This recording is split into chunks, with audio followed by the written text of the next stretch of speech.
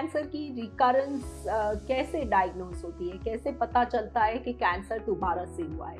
तो जब भी ओवेरियन कैंसर का ट्रीटमेंट ख़त्म होता है, उसके बाद पहले 2 साल तक हम पेशेंट को हर 3 महीने टेस्ट करवाते हैं। इसमें एक ब्लड टेस्ट होता है और या तो सोनोग्राफी होती है या सीटी स्कैन होता है। नॉर्मली हम सीटी स्कैन साल में 1 बार कराते हैं और 3-3 महीने पे सोनोग्राफी और ब्लड टेस्ट कराते हैं। इस वक्त पेशेंट को कोई शारीरिक तकलीफ नहीं होती, लेकिन ये टेस्ट के दौरान के थ्रू हमको पता चल सकता है कि कैंसर दोबारा से हुआ है। जो ब्लड टेस्ट हम कराते हैं वो CA-125 होता है।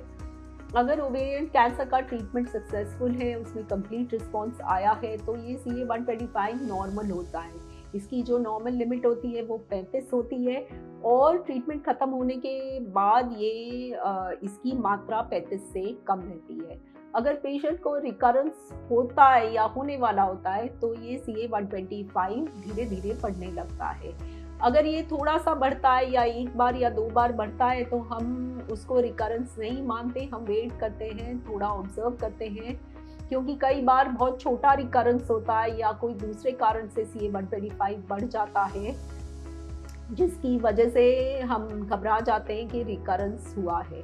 तो CA-125 लेकिन अगर लगातार बढ़ रहा है या उसकी मात्रा बहुत ज़्यादा बढ़ गई है तो फिर हम सीटी स्कैन कराते हैं और सीटी स्कैन में कैंसर कहाँ फैला हुआ है वो पकड़ में आ जाता है। तो ओवेरियन कैंसर जैसे पहले डायग्नोस होता है CA-125 से और सीटी स्कैन से या कई पेशेंट्स में MRI या PET स्कैन से, वैसे रिकरेंस के लिए भी यही टेस्ट करते हैं, लेकिन हम दोबारा से बायोप्सी नहीं करते।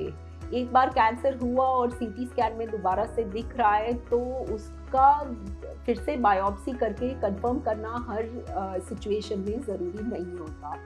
कई बार अगर टिश्यू चाहिए होता है मॉलिक्यूलर टेस्ट के लिए जो पहले नहीं करवाए हों, जैसे ब्राका टेस्टिंग है या कोई और टेस्ट है या कोई नई दवाई देनी हो जिसके लिए टेस्ट करना हो, तो हम कई बार बायोप्सी कराते हैं। लेकिन अधिकतर लोगों में हम दोबारा से बायोप्सी नहीं कराते।